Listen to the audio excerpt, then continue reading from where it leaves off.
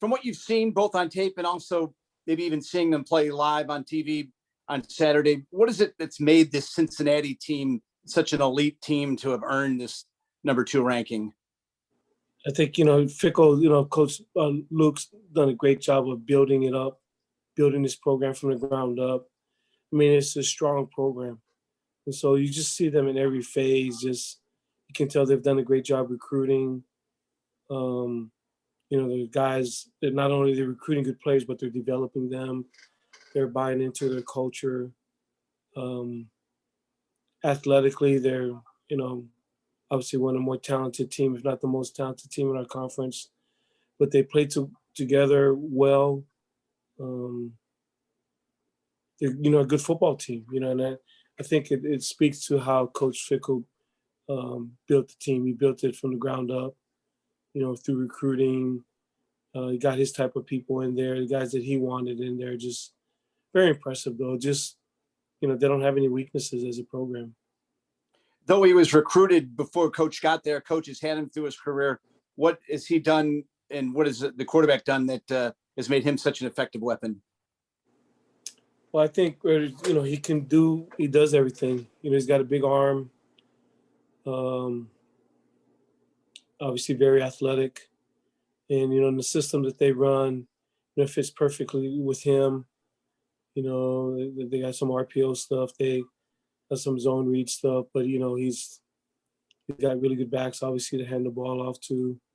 But just with all of his skill set and the weapons around him, it's a perfect offense for him. But what does it mean to your guys? He could play in anything. Yeah. Sorry. What does it mean to your guys to be able to have a game like this on a national stage with an opportunity to really make a statement about the football team they are? Well, it's a great opportunity for us, like you said, to play against a great football program. In the last 3 years or so, they've been the pinnacle of our league. So it's a great opportunity to play against the number 2 team in the country coming to our house. We recognize that, but we recognize too that they're a really good team. And so we have to play well to have a chance. We have to prepare well to have a chance. Thanks, Coach. Good luck Saturday. Thanks, Scott. Bergman. Hey, Coach. For fans that haven't gotten the opportunity to watch Navy this year, what opportunity is this to showcase the team on a national stage that are tuning in for the first time with such a marquee program coming here?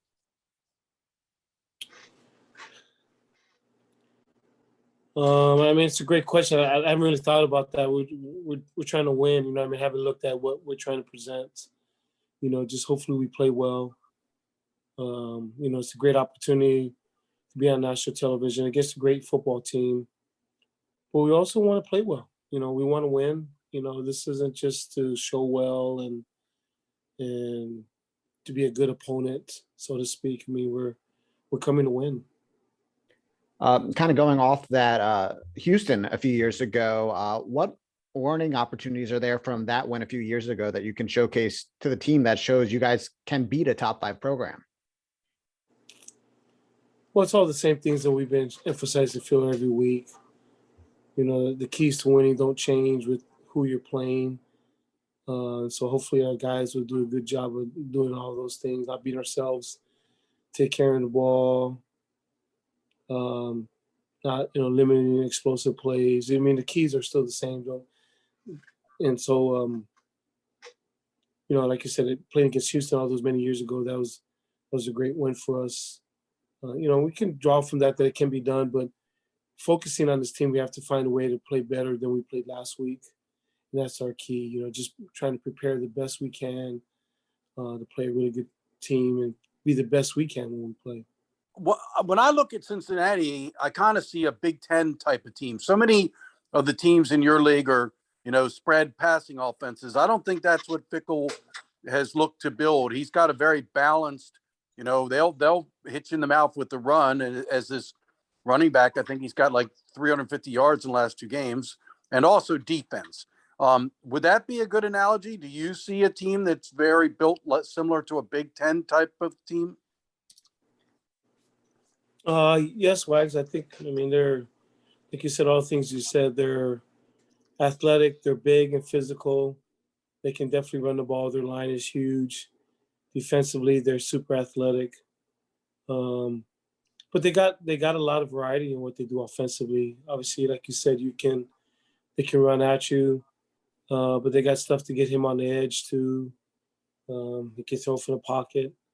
Ritter can do all of it, but they also have the ability, to hit you in the mouth physically with big linemen and really good backs. And obviously, they got a big time back that's as good as anybody in the country. What are you seeing out of their defense, Coach? Too much. Sometimes they're like, are they playing with 13 guys? You have to give them credit. They've done a really good job of they're flying to the football. They're super aggressive. You can just tell they have a good culture at their team. Defensively, you can tell there's a big emphasis to play with great effort. They run to the ball. They don't have any weaknesses. Their cornerback, I heard in some reviews that he's the top corner, if not one of the top corners in the country, if not the top corner in the country. They got speed everywhere, athletic and physical, and they run to the ball. Those are always bad combinations on defense. And obviously in 2018 at Cincinnati, they got after you a little bit, and that was just the beginning of building what he's built. Now here, 3 years later, they are even better than that. Is that a sobering thought when you think back to that 2018 game and know that this team is head and shoulders above where it was in that year? Yeah, it's just really impressive, again, what Luke's done, the way he's built his program. Just impressive. Impressive how he's built it from the ground up. He's done it the right way through recruiting. He's developed his guys. Like I said, you can tell that they believe in what they're doing as a culture. They've got some transfers too. But however they've built their program, they've done a really good job of building it. Tough, hard-nosed kids that buy into how they do things. And, they are definitely well-deserving of their ranking. What a Ty's situation, where is he? We believe that Ty will be ready for practice for this game. Okay, very good. And last for me, before I pass it off, you had two incredibly impressive drives against Memphis. The amazing 21 play drive, and then 14 plays, 75 yards. It's in you. It's in the offense to get that done against good teams. Is that encouraging to you? And all you have to do is try to find the consistency to have more than two of those types of drives per game. Yeah, just the part is we got behind last week, and so I probably got impatient on offense. If the game's a little bit closer, you could continue to stay in that context. Why when you're down 3 scores, you probably get out of what you're doing. But that's how we'd like to do things. We'd like to have long, sustained drives, keep their offense off the field. That's what we'd like to do. And we noticed we just got to be more consistent. All the way around. In every phase. Thanks, Coach. Thanks, Wise. Pete Medhurst. Coach, how did you have a 21 play drive with the shuttle system of offensive linemen that you've had to use so far this year? It's not as if you've had the same continuity from week one in that regard. I don't know. There one time that we had the timeout or whatever injury, and those guys were gasping for air, and I'm yelling at them, suck it up, and I didn't realize till after we had that many plays, that one drive. To go 75 yards in 21 plays, I guess I don't know if that's good or bad, but it's good for us because that's the form, try to eat up as much time as we can. But as Wag said too, people got to find a way to do that more. Maybe not 21 plays, but if you can, that'd be awesome. But, we've been having a lot of drives in the teens.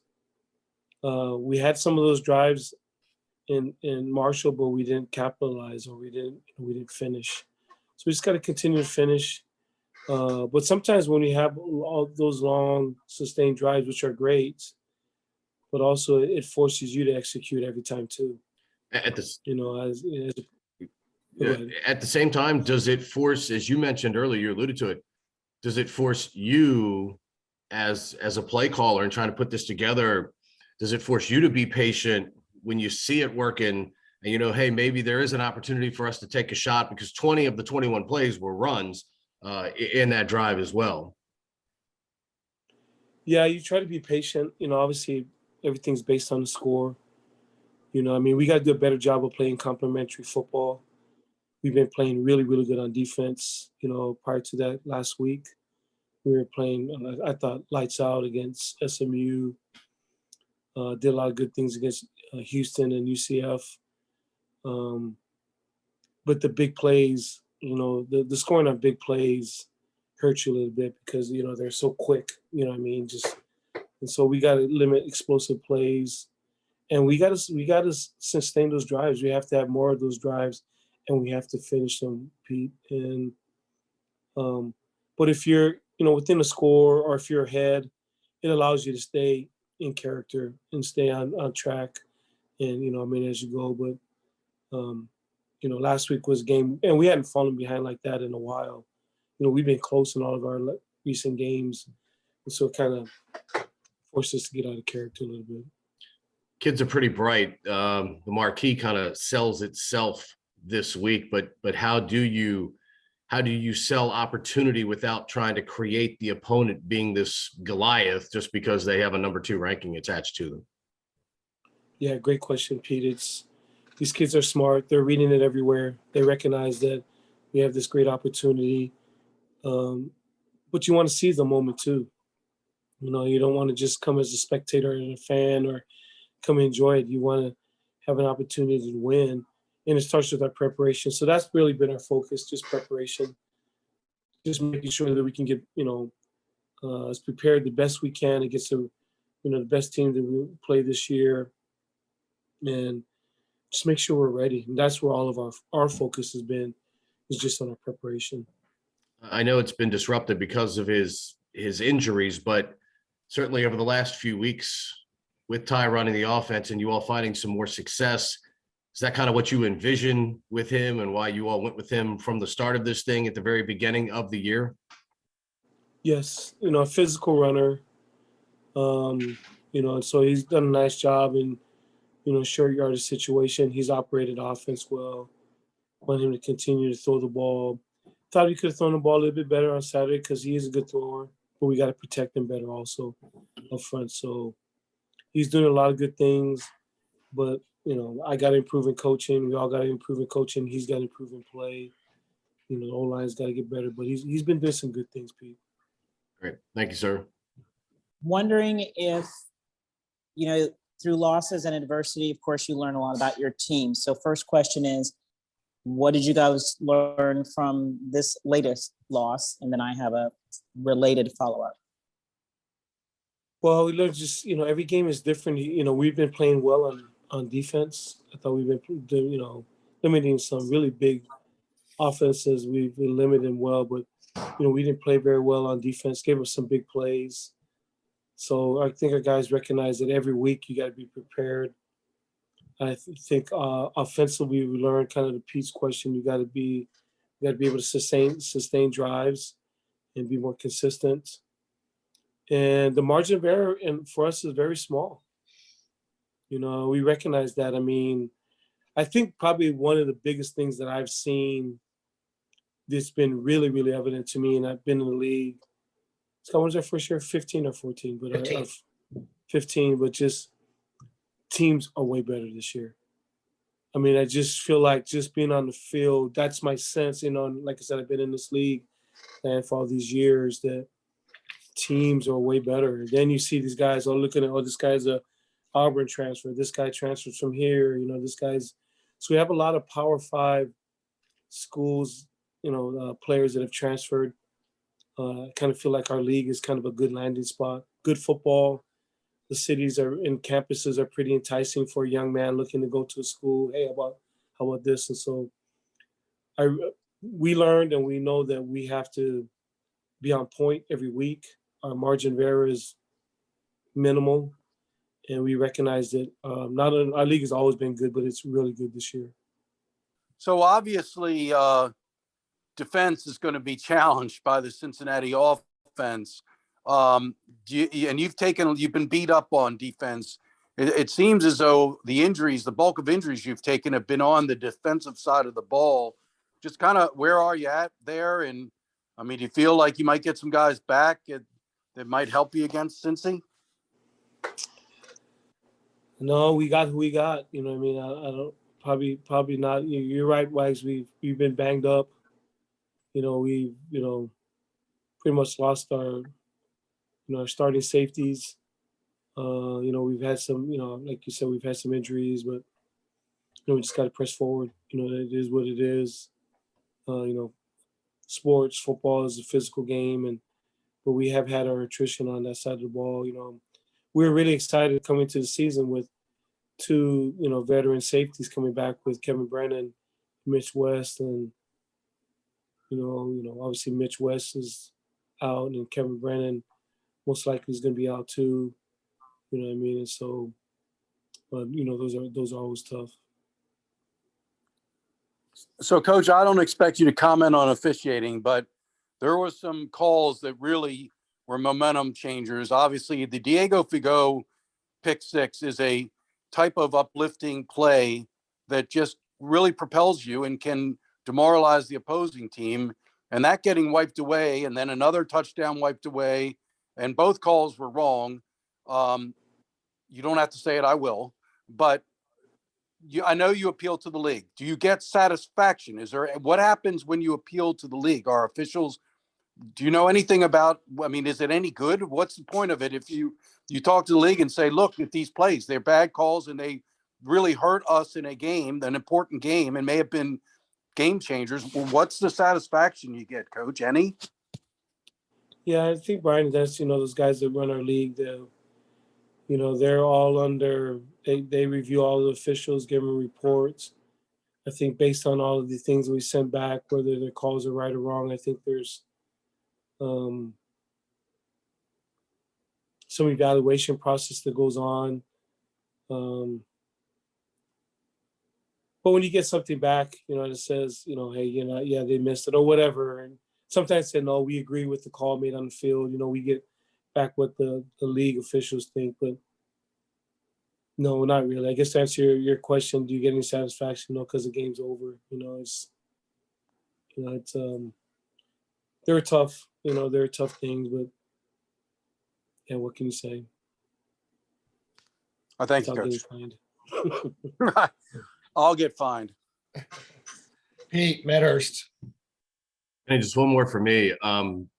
Since the inception of the league, year by year, the quarterback play incrementally the level of it has gone up, and you've seen kind of both ends of the spectrum. You've seen really good young quarterbacks in this league this year. This week you get a veteran quarterback and a guy that, obviously there's some feel he could be a first or second day pick in the NFL draft. Just overall, the quarterback play in this league, why has it been so good? And obviously what has allowed it year by year, because now it's a lot deeper through the league than it's ever been. Well, it goes to show, I think, Justin Fields and different guys that transferred, the one-time transfer and being able to leave and play immediately. There are some really good players that go to other places or maybe could be recruited by another place that could play at other schools. But see, hey, maybe the lines are long. They're like, okay, I'm not going there. Let me just go to this place and play. It's really good. I think they recognize, Pete, that you can come here, play really good football, and the scouts will find you. They'll find you, and you're going against really good competition. And so it's a great landing spot for, big time quarterbacks. Then maybe if they went somewhere else at a Power 5 school, they'd be maybe in a line of 2 or 3. Where here they can come and lead their own program. And so it's, like you said, it's hurt us because, there's a lot of good quarterbacks, but I think that's a big part of it. Just the one-time transfer rule, guys being able to see that this is a really good league, and you'll get all the evaluation that you need to play at the next level if you need that. I think that all of that contributes to that. Thank you. Phil Bergman, finish us up.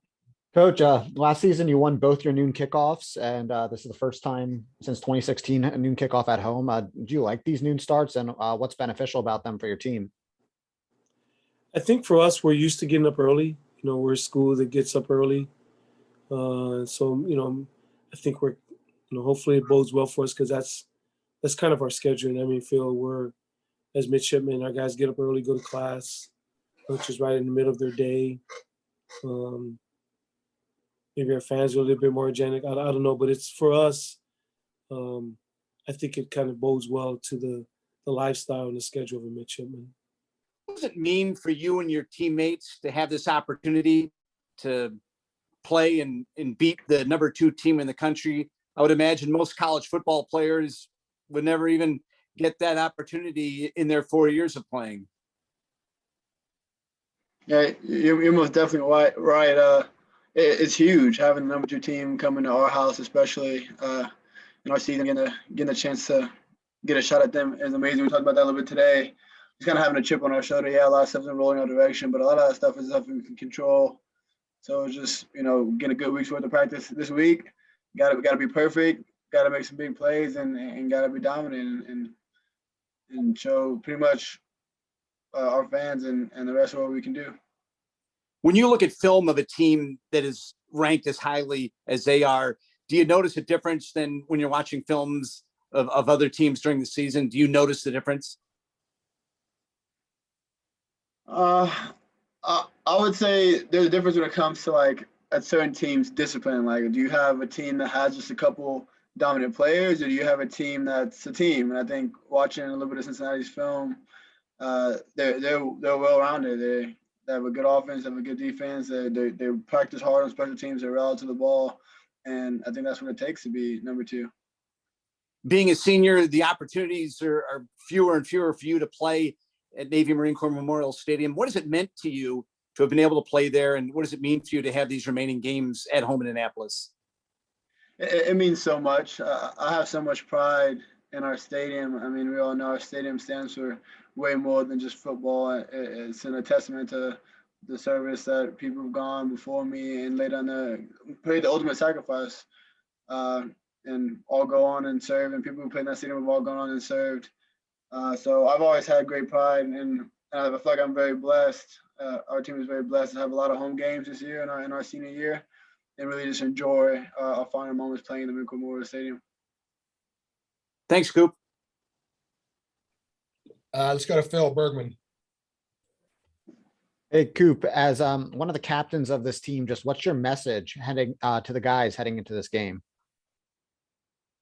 For me, it's similar every single week. It's just, you've been playing football for the majority of your life. Go out there and play the way you know how to play and have fun. The second you're not having fun, the second losing doesn't hurt, is probably the time you should probably stop playing football. But I think my biggest message this week is just we need to go out there and play good, disciplined Navy football. You look back at, a couple of games we played, and the biggest fallbacks, the biggest momentum killers were ourselves and us getting our penalties that we could control. Is a little bit of discipline, a little bit of focus, a little bit of just doing your job. So I think if we can really hone in on those things, we have a full week to get on it and just hone in and focus up for this next week and put it all together. It should be fun this Saturday. Thank you. Bill Wagner. Well, Coop, where is everybody at this point? I mean, you're 1-5. It's been a tough road so far. I mean, do you feel like the team still believes in everyone? There's still confidence, all that? I mean, a lot of times when things go bad, guys go into tank. Yeah, I'm actually I have so much confidence in this team.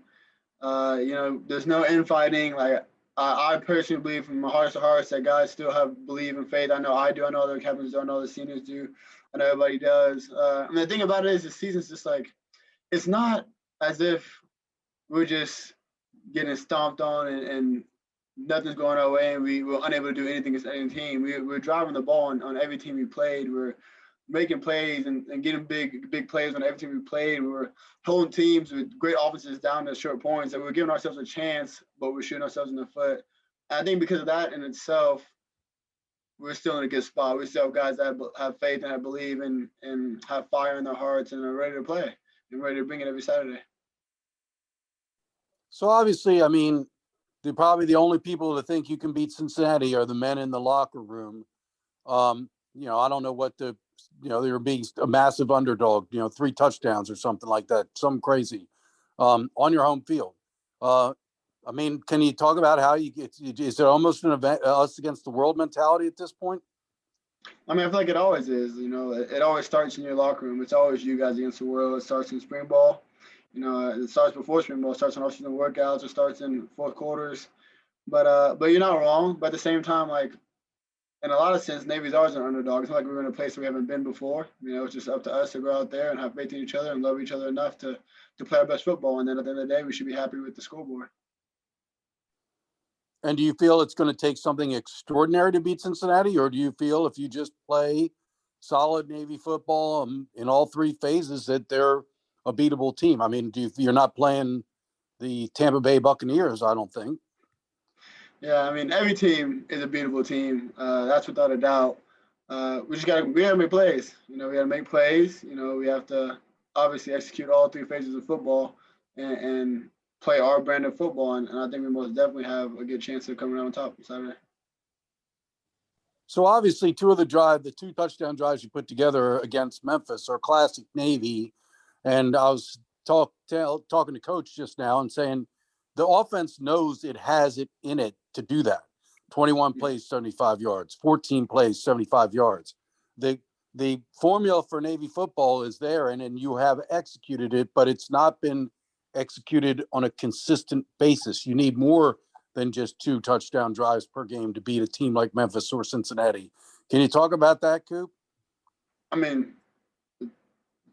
like it's been said. Yes, we put together drives. Like I said, this team knows we can do it. This team knows that we have the pieces and the chips to win games and then put together drives against anybody. We just have to do it more. I think that's that's in front of everybody's mind, and that's something that we'll be working forward to and focusing on and harping on this week. And hopefully we can bring that, and I know we will bring that to Cincinnati this weekend.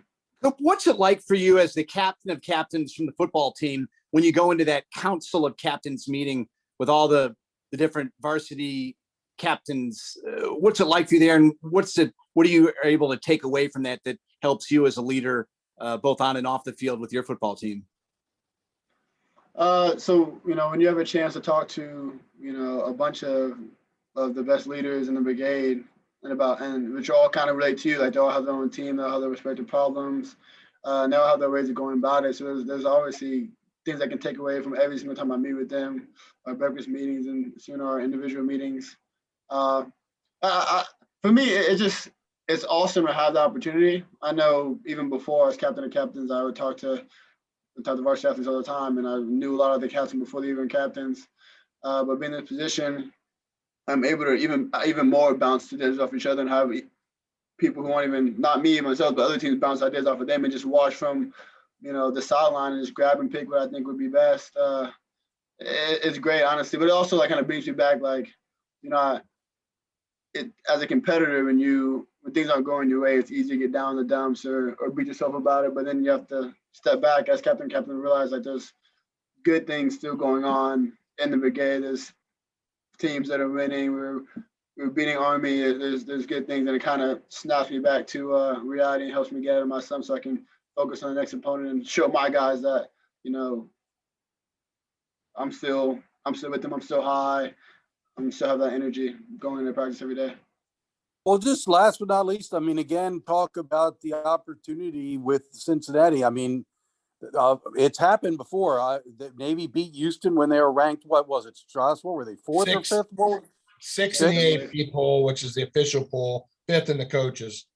Right, and then you'll read later in the week about in 1984 a Navy team beat South Carolina when it was highly ranked in the top 5. So it's happened before. Go ahead, Strauss. No, I just said they were number 2. Right. They were number 2. There you go. Navy's beaten a number 2 team before. It's not impossible. It's happened before. Is that kind of something you guys talk about? Yes, sir. We mentioned it, but at the same time, we're not, the team that beat Carolina. We're not the team that beat Houston. We're our own team, and we need to make our own mark. So we're pushing forward in that regard and focusing on us and doing everything we can to come out and get this W on Saturday.